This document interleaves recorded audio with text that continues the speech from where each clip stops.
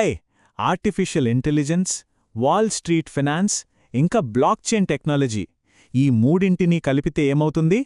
అదొక powerful combination కదా.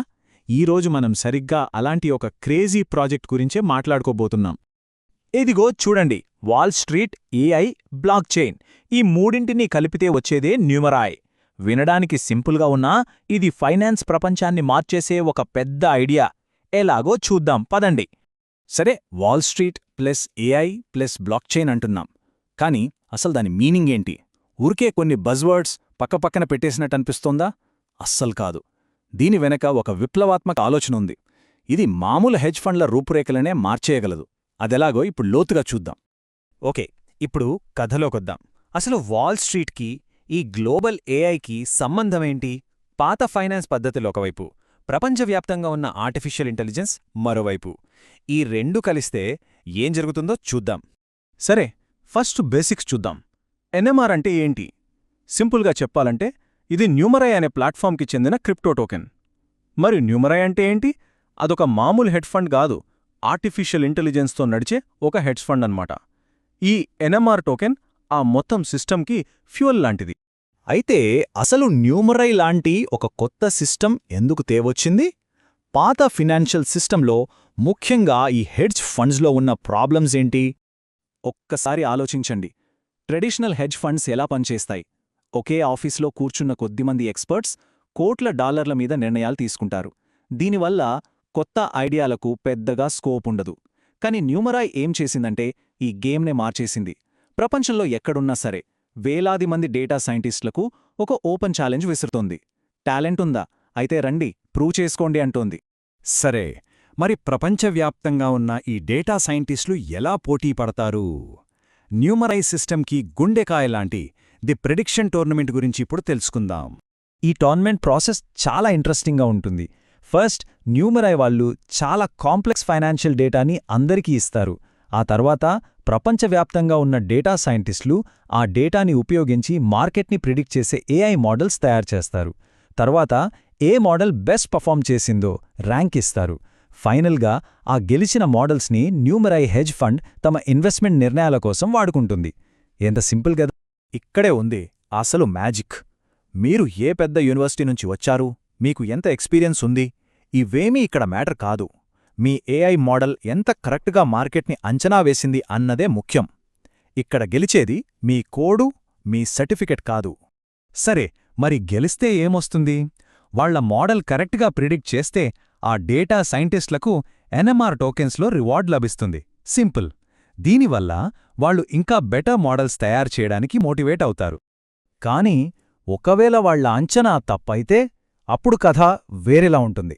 వాళ్ళు పందెంగా పెట్టిన ఎన్ఎంఆర్ టోకెన్లు బర్న్ అయిపోతాయి. అంటే అవి సర్క్యులేషన్ నుంచి శాశ్వతంగా మాయమైపోతాయి. సో ఇక్కడ నిజమైన రిస్క్ ఉంది, నిజమైన బాధ్యత ఉంది. ఈ సిస్టమ్నే స్కిన్ ఇన్ ది గేమ్ అంటారు.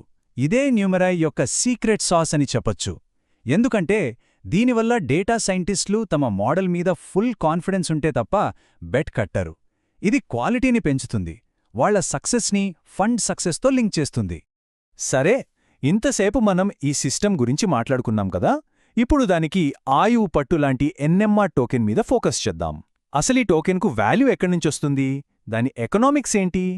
ఎన్ఎంఆర్ టోకెన్స్ మొత్తం సప్లై ఎంతో తెలుసా? జస్ట్ 11 మిలియన్లు. అవును, కేవలం 11 మిలియన్లు. బిట్కాయిన్కి 21 మిలియన్ల లిమిట్ ఉంది. దాంతో పోలిస్తే ఇది చాలా చాలా తక్కువ. ఈ కొరత, అదే స్కార్సిటీ, దీని విలువకొక ముఖ్య కారణం. ఈ టోకెన్ టెక్నికల్ డీటెయిల్స్ చూద్దాం. ఇది ఇథీరియం బ్లాక్చైన్ మీద బిల్డ్ చేశారు. సో సెక్యూర్ అన్నమాట. తప్పుడు ప్రెడిక్షన్స్ వచ్చినప్పుడు టోకెన్స్ బర్న్ అవుతాయి కదా. దీనివల్ల కాలం గడిచే కొద్దీ టోకెన్ల సంఖ్య తగ్గుతూ పోతుంది. అంటే ఇది డీఫ్లేషనరీ. సప్లై తగ్గితే మిగిలిన టోకెన్ల విలువ పెరిగే ఛాన్స్ ఉంటుంది. అసలు ఈ ఎన్ఎంఆర్ టోకెన్ యూస్ కేస్ ఏంటి? దీనికి 3 మెయిన్ పనులున్నాయి. 1, ఏఐ ప్రిడిక్షన్స్ కోసం పందెం కట్టడానికి. 2, హెడ్జ్ ఫండ్ పర్ఫార్మెన్స్ని బూస్ట్ చేయడానికి.